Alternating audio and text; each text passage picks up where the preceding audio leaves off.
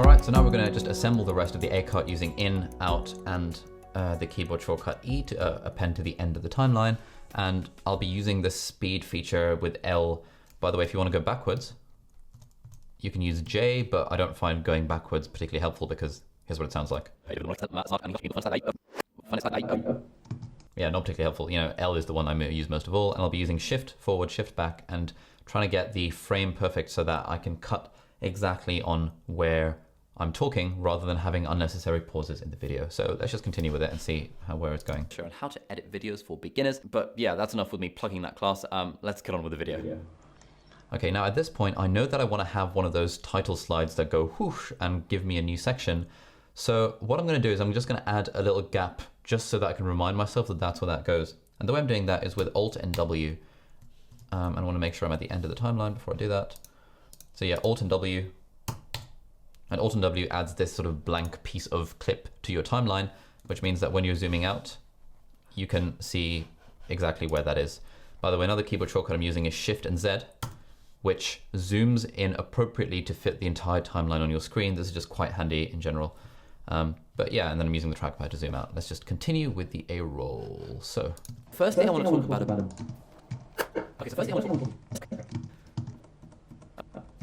Okay, so firstly I want to talk about a book that I read this month, and that is Ready Player One, and it's a book by Ernest Cline, and you might have seen the movie. I first watched the movie, and I absolutely loved the movie, but then I thought I'd read the book because I heard the book was really good, and I absolutely loved the book. It took me about 2 nights to finish this, and I stayed up until like 4 AM both nights to watch it. And I think I said in my last month's favorite video that I have like, this, rating system for books. They're good or really good or really good or... And I think I mentioned in last month's monthly favorites videos as well. I think I mentioned in last month's favorites video as well that I've got this rating, both nights to watch it. And I think I said in my last month's So here I've gone quite far ahead because I can see I've made loads of mistakes. I'm just trying to figure out me from the past, trying to figure out where the actual mistake was and where I actually want to go. So here I talk about this. Like 4 AM both nights to watch it. And then I try and say this thing about in my previous video, and that's where I make all the mistakes. So I'm actually going to isolate this point before that. That's mistake free. Nights to watch it. Watch it. Out point E to put it in the end, and then I'm going to find the next one where I've actually explained this properly. And I think I mentioned in last month's monthly favorites videos as well. I think I mentioned in last month's favorites video as well that I've got this rating system for books. They can be either good or really good or really, really good or really, really, really good. And they're really, really, really good if they keep me up until 4 o'clock in the morning. And this definitely kept me up until 4 o'clock in the morning across 2 nights. And it's just absolutely incredible. Let me talk about what the book is actually about. Essentially, it's like post-apocalyptic, not really post-apocalyptic. It's like set in the future. In this future, like the earth is a bit screwed, pollution is everywhere, people are living in slums in the cities. But there's this guy called James Halliday who's invented this amazing virtual reality, like realistic gaming experience. And the whole population pretty much spends their entire life in this game because it's far better than in real life. So that's kind of the backdrop that we find ourselves in. And we follow the story of this 18-year-old guy at the time of the thing, maybe he's 15, 16, something like that. He's a teenager anyway. And we kind of follow his story as he grows up through the book. And the thing that adds, and the really cool thing, the whole Okay, so actually that was quite a reasonable segment of like prose where I didn't really make a mistake. When I was first getting started with videoing and stuff, I wouldn't have been able to go that long without making a mistake. Normally I'd be making a mistake every 10 seconds, and so the edit would be a lot harder. But this makes life easy for me because it's just continuous prose. And so what I can do is it grows up through the book. Through the book, I know that at that point, looking on the waveforms, there's like various pauses, so I can hit an out point there. Oops. I can something like that. He's a teenager anyway, and we kind of follow his story as he grows up through the book. Through the book, finding the end of that, hitting O, hitting E.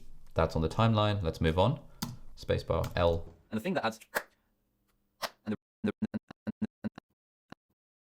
the really cool thing that the whole premise of the book is based on is the fact that when James Halliday dies, the guy who invented this virtual reality world called the Oasis, when he dies, he releases a message out to the world, and he says that within the game, within the Oasis, he has hidden a special Easter egg. And an Easter egg is kind of like a bonus thing that you see in some video games. And he sets up this challenge for everyone in the world that. Okay, another mistake. So I'm going to go back. You see in some video games. IOE. And he sets up this challenge for everyone in the world that if you can be the first person to find his Easter egg within the Oasis, then you will inherit his whole fortune and his whole like multi-hundreds of $billion company, and you will control the Oasis. So everyone in the world pretty much then goes on a mission to find this Easter egg, and he starts off with this clue, and it becomes a case of trying to interpret the clues and trying to figure out where they lead, so you eventually find this Easter egg. And we follow the story of this guy. What's his name? I can't remember what his name is. Okay, so I know there's a mistake there. I'm just trying to figure out where I want to set my out point. And so we follow the story of this guy called Wade, who's like big. And so we follow the story of this guy called Wade. So that is the bit that I know I need to chop out because that's the bit where I'm resuming the video. And we follow the story of this guy. So that's where I can get rid of it. Figure out where they lead so you eventually find this Easter egg. eventually find this Easter egg. I know I can set my art point there, hit E. And we follow this. I'm going to scroll forward where I know it's legit. Actually, let's look at that. That's a clap. And along the journey, over there I've said, and along the journey. So that tells me that prior to that point, I've done a good take of, and we're following the story of this guy called Wade. And so we follow the story of this guy called Wade, who's like big into video games and who's obsessed with. And so we follow the story of this. And so we follow the story of this guy called Wade on his quest to find this Easter egg. And alongside along the journey, he meets loads of other people. And along the journey, so this guy called Wade. On his quest to find this Easter egg. And the next bit is and along the way. And along the journey, he meets loads of other people who also want to find the Easter egg. There's a cheeky bit of romance in there. And there's this big bad guy who's like this big evil corporation that employs thousands of people because they want to get their hands on the Easter egg first, because then they can control this amazing commercial property that is the Oasis, and they can like literally advertising and all that stuff. So it's like a really nice sort of coming of age story, a little bit of romance, always good. Adventure, action, mystery, suspense, following the story of these guys who kind of meet each other online through the video game and how they work to try and defeat this corporation. And it's just absolutely sick. So yeah, Ready Player One, you should absolutely read the book. Absolutely read the book.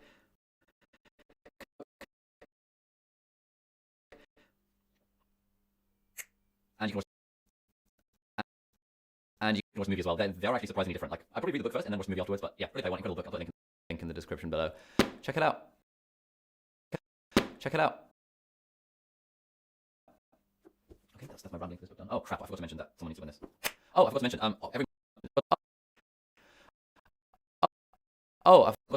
every month I do this thing where when I review a book, like I did for The Third Door last month, I say that if you leave a comment down below with your Instagram username, I'll randomly pick a comment and mail you a copy of this book. So the winner for last month's giveaway of The Third Door is, let me just pick a random comment on YouTube. The winner is, random comment picker. Okay, the winner is, okay, the winner is Broken Chalk, whose Instagram is Sophia Broken Chalk. So Sophia, I'm going to be messaging you on Instagram and you'll win a copy, I'll mail you out a copy of this with a little message inside from me. So yeah, reply to my Instagram DM, please. Thank you.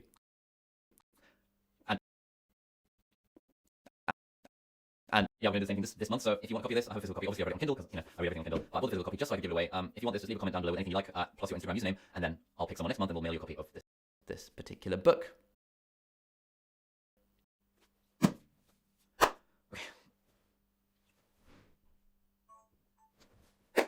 Okay, so I've just restarted the recording because I just want to.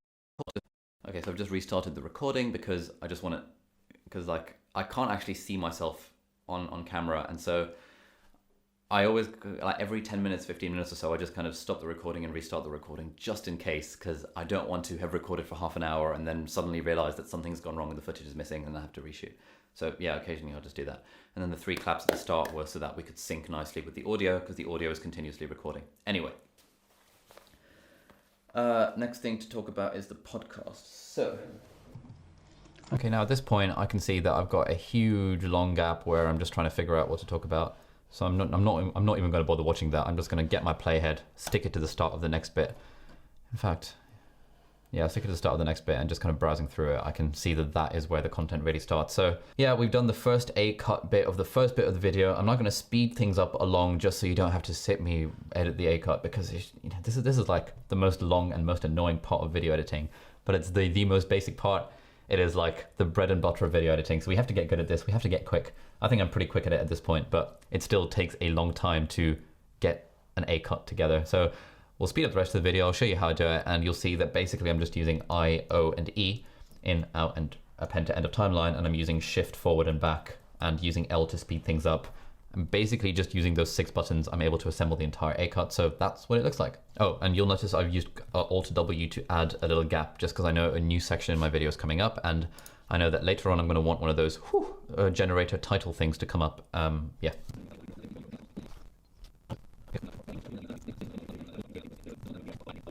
And you'll notice that actually what I'm doing now is that I'm cutting out the bits where I'm saying because I say a lot while I'm talking, and it's kind of because that's what I'm kind of making things up on the fly. I'm not like reading from a script, and so I don't really like having ums in videos unless, you know, only in very rare circumstances. So I'm just cutting out the ums where relevant.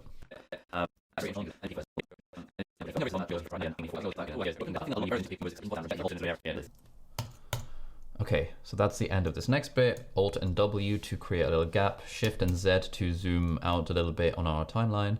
Let's find the next bit.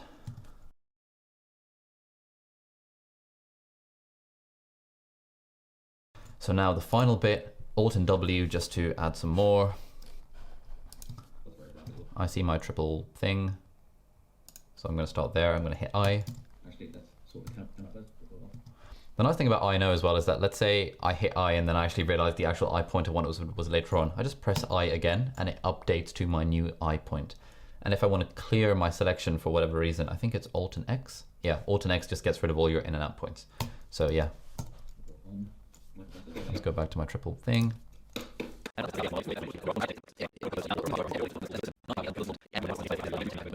Okay, so that's the final bit of the A cut. I think I'm now going to say some goodbye bits. So let's add another Alt and W, little gap. And you can see, as I browse through my timeline, I can see exactly where the gaps are. And so that's exactly where later on my title screens are going to go. Okay, my God, right, that's the A cut done. I literally have no idea how long that takes. I'll find out. And so overall, this video is 14 minutes and 42 seconds. And as you've seen while doing the A cut, I did a lot of skimming through the video. I can understand myself when it's going at double speed. I'm sure if you're editing videos, you'll be able to understand yourself when you're talking at double speed. And so it just makes the whole process of doing the A cuts a little bit easier. Now, I'm a bit knackered, gonna grab a cup of coffee, and then I'll talk a little bit more about other things that you can do within the A cut just to make things a little bit more efficient, like adding markers. And then we'll talk a little bit about how to adjust the A cut depending on, you know, how well you've succeeded at doing the first pass of it. So yeah, let's end this long video for now. Let's see you. I'll see you in the next one.